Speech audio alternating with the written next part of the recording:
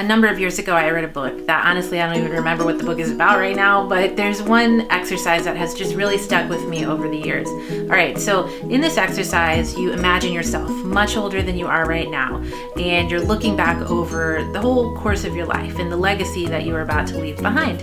And you just feel really good about what you see. You're just proud of the decisions you've made. Like, you just feel like you used your time well. Your life has been maybe not perfect, but it's beautiful, and you just feel really good about what you are, reflecting on. So the author says you should write down as many details as you can imagine about this life. Like, what were the things you are proud of yourself for doing? What are the things that you just make you feel happy, right? So after you write that down, then you come back to today and you check in with yourself and see, are you making decisions that are in line with this life that you just wrote about? Are you using your time in a way that connects with this life that you just wrote about? And I really like that activity, and I find myself kind of doing that in my head frequently, where I'm just asking myself, am I leading a life that someday I'm going to look back on and feel really proud of? Am I spending my time doing things that are in line with the life that I envision for myself? And as you can imagine, right, lately I've been spending a lot of time on this idea of family minimalism. I'm reading about it, I'm thinking about it a lot, I'm working at it, and and when I'm lucky, then I get to be in conversation with you about it. And so then the question is all of this work actually bringing me happiness? Is all of this work putting setting my family up to feel happiness? And where I'm at right now with that question is that I think family minimalism has the possibility to bring a family happiness. But what it definitely does is reveal what's already there and give you the time and space to either deal with it or not. So, to kind of explain what I'm talking about, I have this little scenario, this little imagination, I guess a metaphor. I think it's a metaphor. So imagine in your dining room, you have a broken chair, and the chair is broken. The chair has been broken for so long that it's not even a chair anymore. It's just a place where everybody puts their stuff, coats, backpacks, laundry, whatever. It all ends up on the chair. Stuff has been there for so long that you don't even think about it as a chair, because nobody's ever gonna sit there. Well, now though, it's a special event, and you're gonna have people over, and you could actually use that chair. So you do the work, you do all the work, you try to get your family involved, try to convince people to do this, and you clear off the chair, and you feel really proud of yourself. Good job, it's awesome, that was a lot of work, and you did it. Okay, and now you're confronted with oh wait, I forgot that chair was broken, and now you have a choice. Are you gonna fix it, or are you gonna ignore the fact that the chair is broken?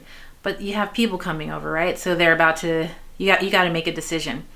Well, you have the time, you have the energy because you're feeling good, and you decide, I'm gonna figure out how to fix this chair, and I'm gonna just get it done. And it's great. You do it. You fix the chair. It looks good. It's sitting there. And by the time people come over, someone sits there and nobody falls. The chair doesn't break. It doesn't crack, anything. It's just done. And that's awesome. Meanwhile, a family down the street is having a very similar experience where they also have a broken chair in their dining room that's full of stuff, and they're about to have people over, and they do all the work to clean up the chair and get all the stuff off the chair. But then at the end of it, they don't fix the chair. And people come over, somebody sits in the chair, and of course it just comes crashing down in the middle of dinner. So in regards to family minimalism, to me, that chair, the broken chair, is the relationships between the family members, right? And so family minimalism is where you do the work to clear off all the stuff. And then you are left with whatever was already there. And for the one family, they saw the chair and they saw that it was broken, and they seized that opportunity to invest in fixing the chair, right? And then another family saw that it was broken, and they let that opportunity go. And so to me, family minimalism is all about, what are you going to do when that opportunity exists to invest in the thing that you care about, right? And so I think that's where the happiness lies, honestly, is in your ability to take advantage of those moments that family minimalism offers you. All of a sudden, all right, if you have less stuff to manage, less stuff to deal with, less clutter to battle as you're walking through your home. All of a sudden you will have time to fix the broken chair, to mend the relationships, or maybe honestly the relationships are great already and it's just a matter of investing further in those relationships. So you'll have the time to do that. And so yeah, I think that is where the happiness in family minimalism lies. In what are you willing to do when you have those opportunities?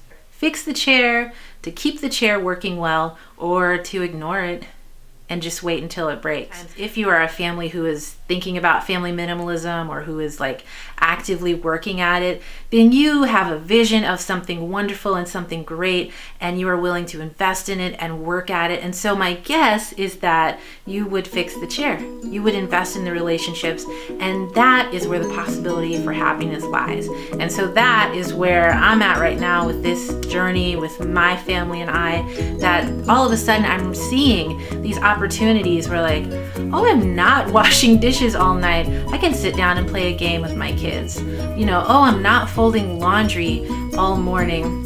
I can sit and have coffee with my husband. Like all of these opportunities just start opening up. And then my work now is to see the opportunities and seize them and use that time to invest in the stuff that I care about. So that's where I'm at. This is a journey though, so we will continue to reflect on this and see how it's working, right? And that'll be fun, and we'll be in conversation. And so let's plan to meet here again in our simplified home, where we can continue to talk about simplifying and family minimalism and all that really cool stuff. All right, take care. Bye.